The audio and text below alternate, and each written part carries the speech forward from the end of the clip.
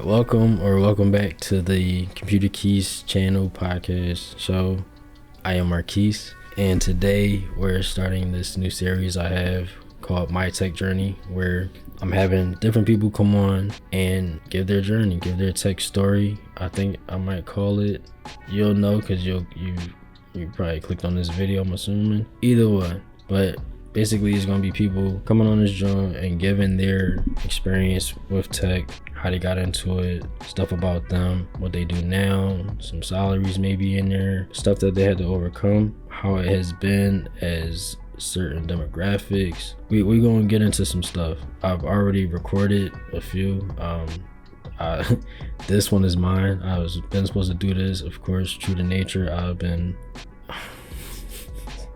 BSing, I guess. So I'm doing it now. For my tech story, I'm gonna do the same format that I have. I got my notes right here. So I'm gonna do the same format that I've been using and plan to use for the other tech stories I have coming on here. It's like a set of questions that I have. So I'm gonna just go through it. It's kind of like I'm interviewing myself, but I really just want to give my tech story and then go into the series and then have like other people sharing theirs and kind of show how you can have a similar end goal, you can have a similar job in mind that you want or something like that, but your journey to get there is going to be different. And so I want to show you the different options that you might have, like whether it's a boot camp, getting your degree, getting a cert, YouTube University, different stuff you can try to learn. So yeah, that's the goal with that, John. So I'm gonna just get right into mine. To start out, just a little bit about me, a little more about me, I guess, if you watched the first video. Again, I'm Marquis, I'm from Philly, I'm 29 years old. A little fun fact about me is I also make music. I've been making music since like sophomore year maybe, but I've been taking it more seriously since 2017. I've been dropping another series called the Hell of a Year series, where each year I just get into my ups and downs of that year, you know, the good and the bad, try to give a little vibe and everything, you know what I'm saying, just putting out the type of music I like. And I've been doing that for 6 years now. I'm working on number 7 now. So yeah, that's definitely a fun fact about me. Other than that, I like video games. I like just chilling, you know what I'm saying, like I don't really be in the mix too much. I just do me. So that's a little bit about me and like some interests. And a little later we're going to get into how my experience in my field has been as a black man. So yeah, I'm black. I don't know, like I know my people's from down south, but I don't know too much beyond that. I never did like an ancestry joint or anything like that, so I don't know what part of Africa we're from. I don't know, but I know we from down south. So yeah, next I want to get into what I do and for how long. So what do? I am a software developer. I'm what's called a full stack developer. So that means I work on the front end and the back end. You can look at the front end, like if you're on YouTube, I would imagine you're interacting with the front end when you click a video, when you leave a comment. All this stuff that you can see is the UI, the front end. And then on the back end, that has like all the data, that's where it's pulling from. So when you save your comment, that's going somewhere. When the videos you load, all of that stuff is being pulled from somewhere through the back end. So the service side is receiving the data for you. Yeah, so basically I work on that stuff, work on different services and web apps. I've been doing that professionally for 6 or 7 years. I want to say 7, for 6 years, I guess. But I've been coding for a while, for a long time. So yeah, before that though, I was working on different contracts. So this is by far my favorite job I've had so far, definitely up to this point. I think the contracts were beneficial because it allowed me to see different industries and different work types and management types and teams. It just gave me a good bit of experience in kind of a short period of time, because if you're doing like 6-month Johns, a year contract, something like that, my longest contract was 18 months before I got laid off. They told me on Wednesday, my last day was Friday, and that's how it is sometimes. But that's kind of the thing with the contracts. You're the first to go if you do get a contract, but I will say it's beneficial in a way, in the sense of being able to try different things in a short period of time. So yeah, next I want to get into what got me into tech, or who I should say. In my first video, my introduction, John, I briefly touched on it, but yeah, my dad got me into tech. Actually, he's a computer technician. He owns his own business. It's called PC Ambulance One. He come to you, fix your computer. Well, now he doing a lot of stuff remote, you know, working smarter, not harder. But yeah, that's where my start was back in the day. He put me on, started teaching me stuff. He bought all the pieces for the computer and we built it, put it together. And from there, kind of helping him out and stuff. And then, there was a good point where I was basically like his little apprentice. So I was learning a lot. I was doing little HTML stuff and, some website stuff in Dreamweaver. I was fixing computers, taking them apart, replacing certain parts in them, cleaning them out, wiping them and putting new software on them, digging through and figuring out what's wrong with it, what programs are running in the background and stuff like that. I was doing like computer technician work. There's a lot I didn't know, but it was my start and it was the jumping off point of me being interested in tech. So I kind of always knew I was gonna do something with tech. I used to say that I was gonna take over his business. I mean, it's still possible, but right now my path is a little different. But yeah, that used to be what I would say. I'm gonna take over my pop business when I get older. That was before I really thought about coding and stuff like that. I was more so thinking about the hardware parts and the technician side of it. And it wasn't until I got to school, really college, where I was like, all right, let me try this out. So I would say it was always in my plan. It was just my path there was a little different. So that kind of brings me to, I'm looking at my notes. If you see me looking down, I'm looking at my notes. That kind of brings me to my next question, though, my next point, which was, where did I go to school? I went to East Stroudsburg University. I actually had a scholarship there. So, all right, stay with me. I went to an elementary school in Philly, what I feel is one of the best, if not the best, elementary schools, Prince Hall Elementary of Ogons in Uptown. And that school, I believe they still do, but at the time when I graduated, which was 2005, they had a partnership, and I'm pretty sure they still have it. They had a partnership with East Stroudsburg University, which is where I went to college. And basically what it was is I got a full ride through my elementary school. From 5th grade graduation, I had a scholarship. Now, the way the scholarship worked, though, it was some what's the word, caveats. There was some terms and agreements we had to get to. So when I graduated, they picked 10 kids, and out of those 10 kids, 2 of them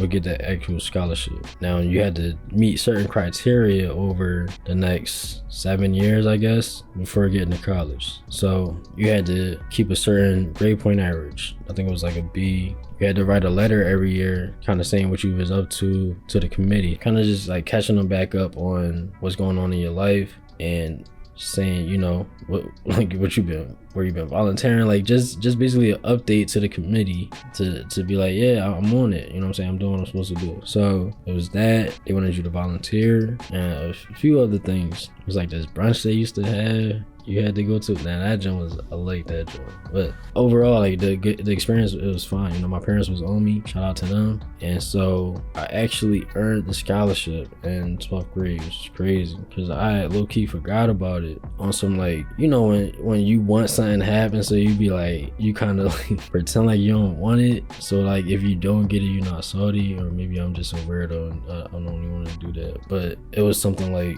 it's like, yeah, I got this scholarship in the back of my head. I noticed what I've been working towards, but I don't know, it's just kind of maybe the nerves or whatever. But anyway, I got it. They told me on my 18th birthday, actually. It was crazy.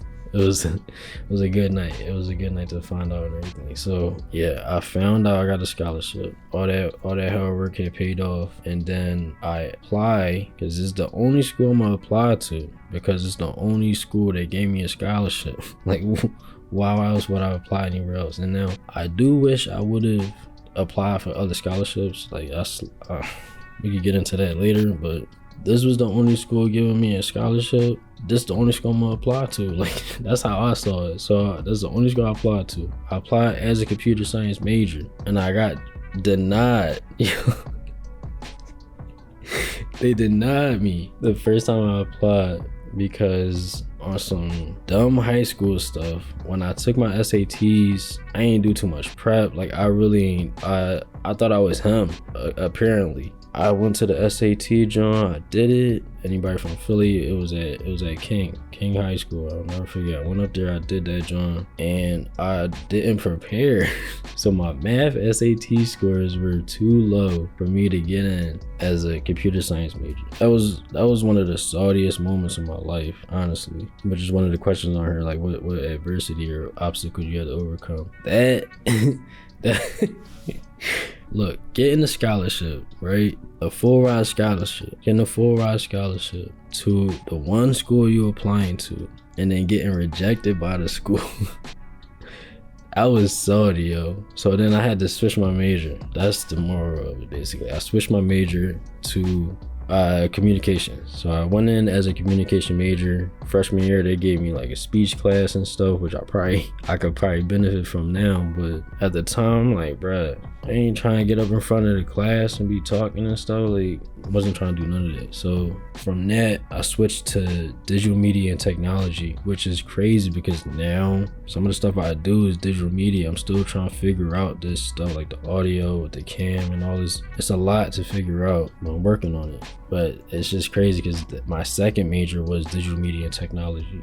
And by this point, this was still freshman year. I don't remember if it was first or second semester, but it was still freshman year. And then I remember realizing, I didn't want to do that either. And I believe it might have still been freshman year, it might have been sophomore year by this point. But I'm like, forget it. Like, I'm gonna change my major again to computer science. And this time, it had to be sophomore year, I believe, because I think I had proved by that point that I could do, I don't remember. I think it was sophomore year though. I changed to computer science. And somewhere along the way, either sophomore year or junior year, I realized that there were certain prerequisites and stuff that I was gonna need that I wouldn't be able to get to till like the next year and stuff like that, or the next semester. So I had gaps in my John, what's it called? I had gaps in my schedule, I guess you could say. They want you to take up to like 6 classes. I was able to do like 3 Johns, 4 Johns, but I still had some space in there. So I'm like, all right, what can I do? Because like I said, I had a scholarship. The classes and stuff are free. So I'm like, all right, let me look at the other majors I can look at,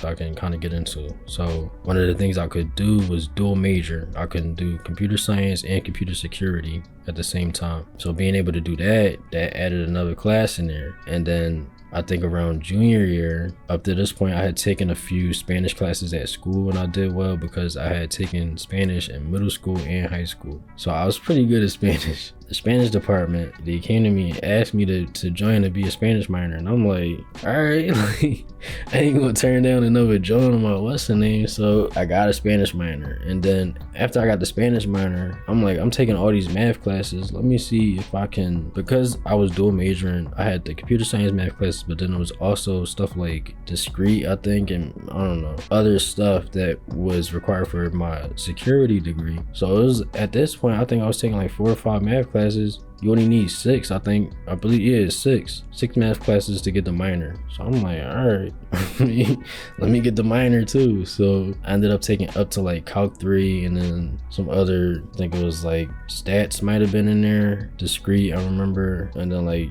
Calc 1, 2, 3, and then I think it was another one in there. But yeah, I ended up finishing in 2017 with 2 degrees, 2 bachelor's degrees, computer science and computer security, and then 2 minors, math and Spanish. So I would say I made good use out of the scholarship, but not too much out of the stuff I got because I only used my computer science degree. The rest of these in Spanish, I remember some words, but I need to get back on Duolingo or something to see what's up. And then math, I'm still good at math. I love math forever. Yeah, that's a little bit about the school journey I took. I mean, it was a little unorthodox, I guess, but it worked out in the end. That was my college journey, but there was more that happened with my bootcamp journey. So right after school, as I'm approaching graduation, I get a call from a recruiter for this company called Reverture, a solid boot camp. I haven't looked into them recently. People be getting into scandals and stuff. I don't know. I haven't looked into them recently, but from what I remember and my experience, it's a solid company. If you're looking for a good boot camp, you should see what's up. But yeah, they hit me up and basically gave me the rundown on the boot camp. It's going to be 2 years. You start at $50K a year. They're going to pay you to train you, but it's going to be like $850. There was subsidized housing, which means they provided like us with, it was roommates based apartments that came out of our check. So I didn't have too many worries. It felt like an extension of college basically. So but the thing about it was in Virginia. It was in Reston, Virginia. I lived in Herndon. It was like 10 minutes away. Right after school ended in May. Because I do a major, I needed 2 internships. I needed one for each job. So I'm like, when a recruiter called me, I'm like, first thing is I asked basically was, can this count as my internship? Once he said yeah, I'm like, all right. I kind of ain't had no choice. And then the fact that they was gonna pay and the housing was like subsidized, I didn't have to worry about too much as far as housing. I'm like, yeah, what's up with it? Like, I'm right out of school. I'm still in my learning mode, like heavy, and I didn't feel prepared. That's like the number one thing, is I did not feel prepared coming out of school. That's another thing I would say about college, is have a plan and try different things while you can, but don't waste too much time and really try to buckle down, really study outside of class and stuff, because if you're not prepared, at least with tech, you might be able to go to a boot camp or something like I did, but other fields, I don't know what y'all gonna do. But I know with tech, if you don't feel as prepared, there's stuff you can do, but try to prepare yourself as much as possible. But me personally, I was not prepared coming out of school. So the boot camp basically gave me industry level training as far as like Java, HTML, CSS, AWS, database stuff, structures, and like it was so much stuff they went into. I think it was 3 months, something like that. And yeah, it was one of the best experiences for me. It was great. Also learned a lot about myself through that process. I really was able to buckle down, and like the people I met through that joint, you're gonna see some of them in this series. But yeah, the people I met in this joint, some good people. We did a lot of studying. We had a lot of fun. It was a lot of fun. After that, I felt prepared. One piece of adversity that I had during that joint though was, I'm always hitting this thing. Some adversity I had at that joint was, they had this thing called a panel, which is like a big exit interview, basically about any and everything that you went over during your time there. This is basically to determine if you're going to get contracted out. If you fail your panel, is over for you as far as like trying to find a contract, and you got to go back to the drawing board as far as like studying for the panel, and like they kind of give you what you got wrong, but like it's like, for real it's like if you were to do an interview for a company can ask you literally anything. It kind of felt like that. Like looking back, that's what it kind of felt like. My first panel, I don't know what it is about me failing the first time. When I got my learner's permit for my car, I failed the first time, I believe. Trying to get into ESU, failed the first time. Trying to pass my panel, failed the first time. I'm like, yo, what am I doing? So then I kind of had to look at myself like, all right, you're not doing enough, basically.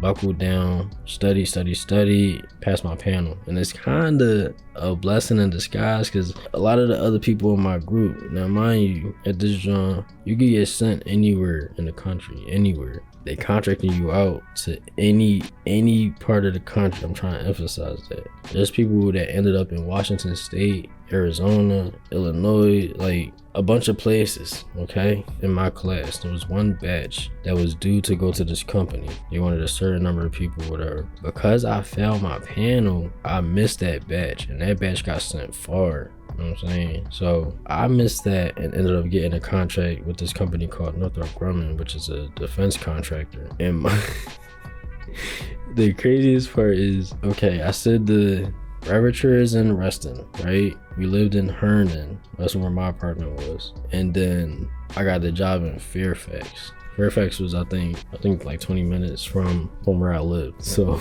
people got sent across the country.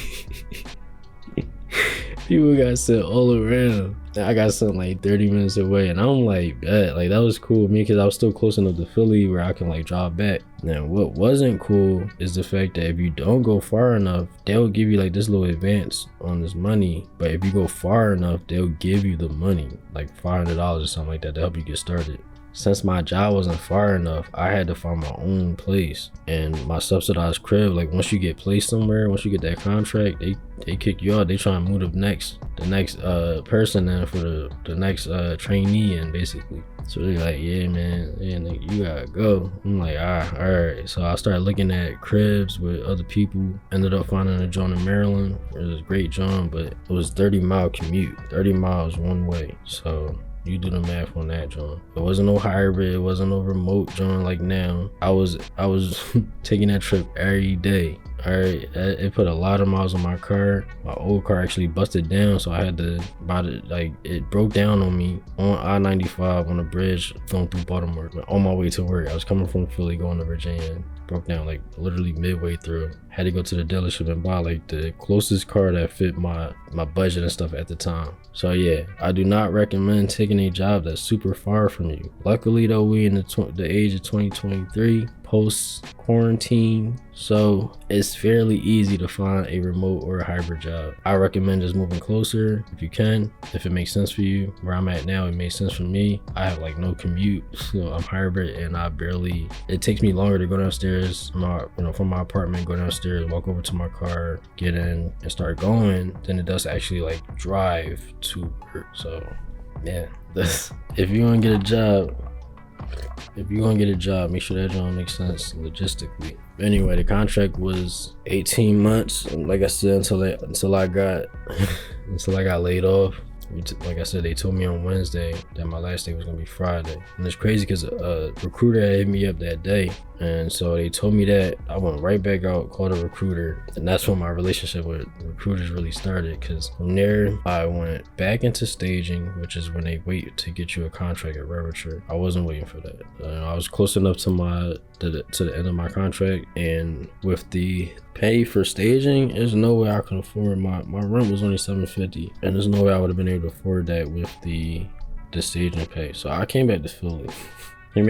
My contract with Ravature basically ended. Shout out to them though. They gave me a solid head start that I needed, and I'm very grateful for the knowledge I got there. So yeah, like I said, I came back to Philly, moved back to my family home, my childhood home, and was doing what I was doing, making a little money, and got a job at Wells Fargo, which was a little contract, joined down like Independence Hall in Philly.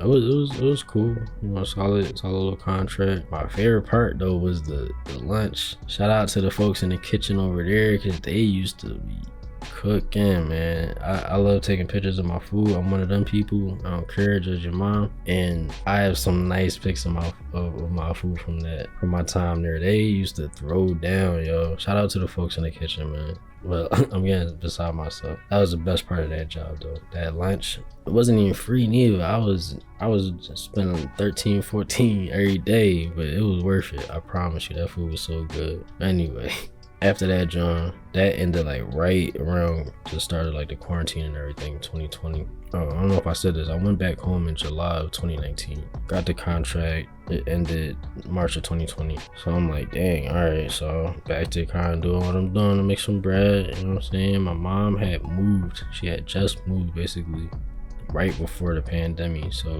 early 2020, we drove her down to Florida. She moved to Florida with my big sis. She moved down there. So I had the crib, me, my other little sisters. I got 2 little sisters. We had the crib. So I'm like, man, I'm paying the mortgage at this joint, paying the bills and stuff like that, and I just got my contract ended. So I'm like, man. So I basically got back on my recruiter tip. Like, once you don't have a job no more, you gotta get on LinkedIn or something, because that's where like it's gonna be easiest to find something. So when that happened, I'm like, all right, let me hop on LinkedIn. I get on that joint, finding, recruiters, put the little flag, ready to open to work, all that little stuff. And then you're kind of waiting for the recruiters to hit you up. You can apply and all that, but like, honestly, if you give yourself enough time and everything, a recruiter probably will find you the job. But like, you can be proactive by reaching out to the recruiters and stuff like that. Obviously, you can apply to jobs. Don't not apply to jobs. I don't think I should have to say that. Apply to jobs, okay? But recruiters will help you. So I ended up getting another like short little contract, but we ain't gotta talk about that, John.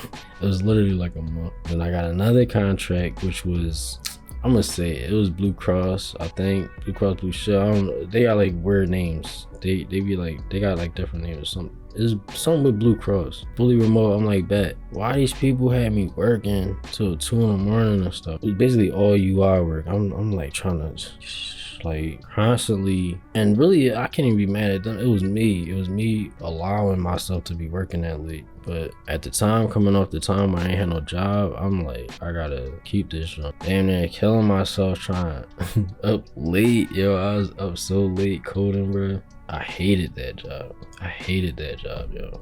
I never want to go back to anything like that. I can never imagine myself. I was so mad at myself for even allowing that. The job was just so bad. The environment, my manager was stressed out constantly. She was so stressed. So she was down my back, stressing me out. I'm like, I'm trying to work. She hit me up asking about updates on the work. I'm like, I gotta do some work. You know what I'm saying?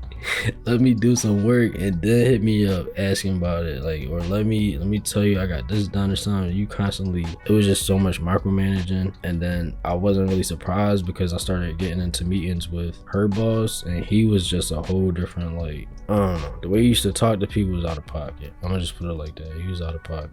And so yeah, I ended up they ended up ending my contract. And it's funny because I'm like, I'm about to leave this job. I'm already planning on leaving. And then it was like the next day, I couldn't get in. It's like they read my mind or something. But I'm gonna be mature. It is what it is. Show me what I didn't want in the company. And I'm grateful for that. So it got me to a better remote job, which was with Leidos, another defense contractor type company that was fully remote also. And it was good. It was cool. It was a contract though, so it was certain stuff that you don't get any real PTO. You don't get any real benefits and stuff like that. And I mean, you can through your contracting company, but you get like kind of a higher compensation, kind of a little bit, but it's because you're lacking in those other major benefits. But some contractor companies will allow you to like opt in through them, I believe. But you gotta read your contract. Read your contract. I don't think I should have to say that either, but read your contract. Read the employment agreement. Read the job offer.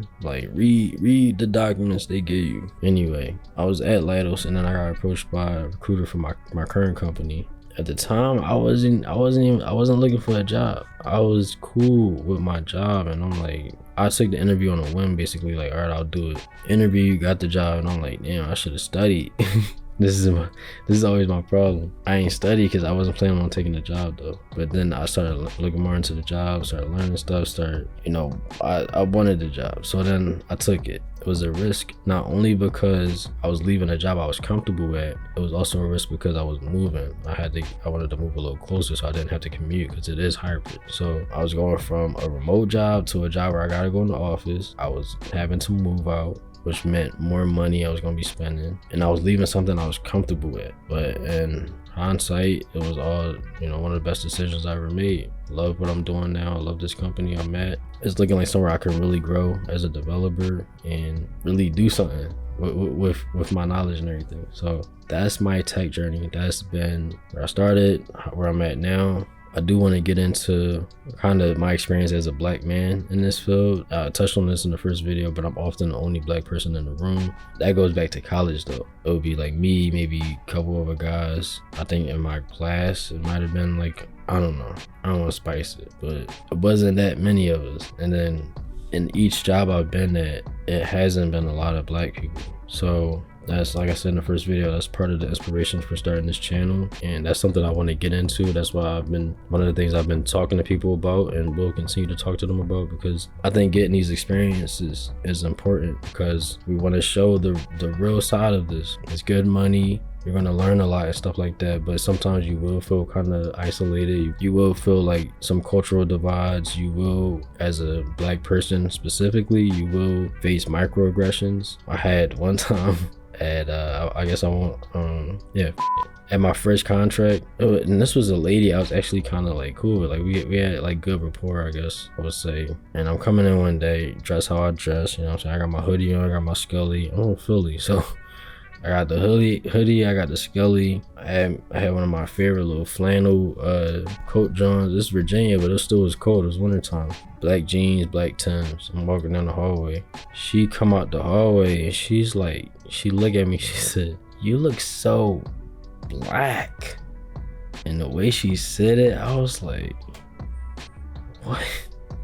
She said, "You look so black. Like the way she said it, the black, that little pause, I'll never forget that. It was like one of my first times really facing like a microaggression where I'm like, in that moment I didn't really know how to handle it, so I just kind of like fell back off her. I stopped talking to her for. She's probably like in her 40s, I guess. And like when I say the cultural divide, she was like Vietnamese or something like that. So to her, that probably didn't seem like that big of a thing to say, but to me it was like, what you mean?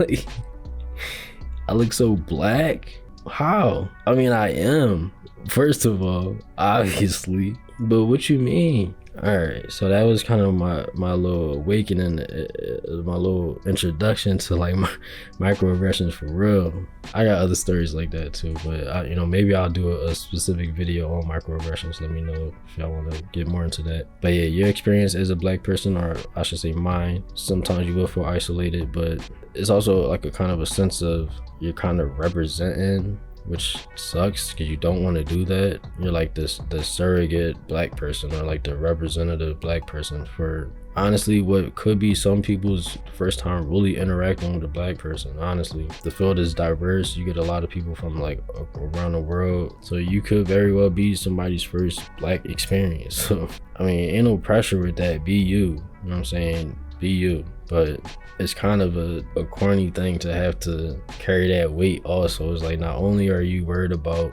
doing well in your position, doing well, especially if you're entry level and stuff, not only are you worried about doing well and putting your best foot forward, doing your best coding and stuff like that, and trying to learn and you hit the ground running and everything. Now you're also carrying this weight of like people asking you stuff about black culture, and people wanting to talk about your hair or what you're wearing or how you looking and stuff like that. And to them, they might think they're being nice, they may think they're trying to be curious or whatever, but if you're at work and you just trying to do your job, you're trying to be the best you can be or whatever, you're not really trying to be the black person, like the person that come to, like, I don't always want to talk about stuff because I'm black, you know what I'm saying? Like, but for some people, to them, looking at you is like, all right, how can I relate to this person? And I would rather people just kind of be like, let's relate on other things. What others, do you like video games? I know you like coding, like stuff like that, instead of trying to be like hip or something. It's like, I'm a person, just talk to me, without it being this weird thing. But then on the flip side, I also wish there were more black people, just so I can have that like cultural similarity.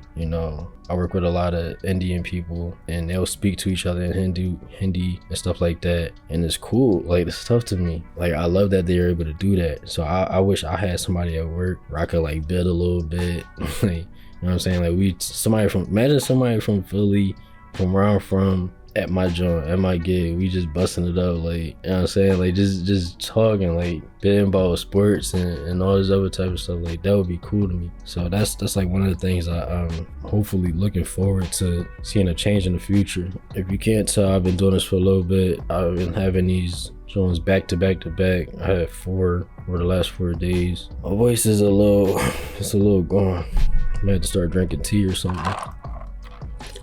Anyway, yeah, I just wanted to get into that. I already kind of went over my adversity I overcame, or obstacles and stuff like that. So I just want to get into where I see myself going, my future, my journey and everything. So I've been asking people, where do you see yourself, 5, 10, 20 years, stuff like that. So for my 5 to 10 years, I see, for one, this channel blowing up, helping a lot of people. I see myself moving up in my company and making a name for myself with the work I'm doing. Also see myself trying to give back and reach back out to my elementary school and stuff like that, and try to get kids hooked on this stuff too, get them some information and everything. That's one of my goals. And then as far as like 20 years and stuff, I mean, I guess in 5, 10 years too, have a family and all that, what I'm saying, be on my family man stuff, and just working, what I'm saying, like doing what I love, because at the end of the day, it don't really be feeling like work when you do what you love, when you're passionate about it. So keeping this fresh for me, still learning, so I don't get bored with it. There's always stuff to learn, like I said in the first video, so still learning and everything, teaching, hopefully doing a little teaching. 20 years though, maybe I'll be consulting, maybe I'll still be working, maybe I'll be making 250K, 300K, something like that. But I'm gonna be doing my thing. I know that channel, maybe I'll still be doing this, maybe I'll have like a team of people making videos, who knows. And yeah, still making my music because I do that out of love. I do that. That's like these are like my two main passions, computers and music. So 10, 15, 20 years, it don't matter. I'm gonna still be rocking with this and doing something with it. And yeah, hopefully living my best life. So I'm ending this off with I guess what tips I have for people. I gave some earlier as far as like college and everything, but I'm gonna kind of piggyback off a similar sentiment I've been seeing through these other joints I've been doing, which is just keep learning, keep applying yourself, trying new things, building your portfolio, you know, challenging yourself. Just keep working. That would be like my main tip. Whatever you're doing, whether it's a boot camp, a cert, school, do it. You know what I'm saying? Like if you're gonna do it well. If you're gonna try it out, if you want to try, you know, dabble in different things, I think that's also a good idea. See if you like coding, see if you like security, see if you like UI versus services. Like see what you like, and once you find something, kind of hone in on that thing and become really good at it. And I feel like that'll take you far. One thing that can't be taken from you is your knowledge, so I would say get as much as you can. And I'm hoping that these videos I have coming up with people coming on telling their story, I hope it really inspires somebody, or maybe somebody resonates with it, can relate to what's going on in the stories. And I'm hoping that it helps somebody on their journey, that it gives somebody a little more direction, something like that. So if you would like to get on here and give your tech story, let me know. Hit me in the comments or the DM, whatever, and we can make that happen. So yeah, I believe I touched on everything. Maybe I'll do another version of this. I don't know how much more I could talk about. I've been doing this for over an hour and also recorded one the other day. I just didn't get to go as in detail as I wanted to. So yeah, this show has been an hour. Probably cut it down obviously to I don't even know. It's gonna be a lot of editing. But yeah, I'm looking forward to the series. I'm still, you know, figuring out the audio and stuff, so bear with me on that. But I think it's gonna be very informative and hopefully help at least one person on their journey. So yeah, I'm gonna call it a night. That's gonna be it for this joint. I'm on this joint like I ain't got work tomorrow. But yeah, that's it. Y'all be safe.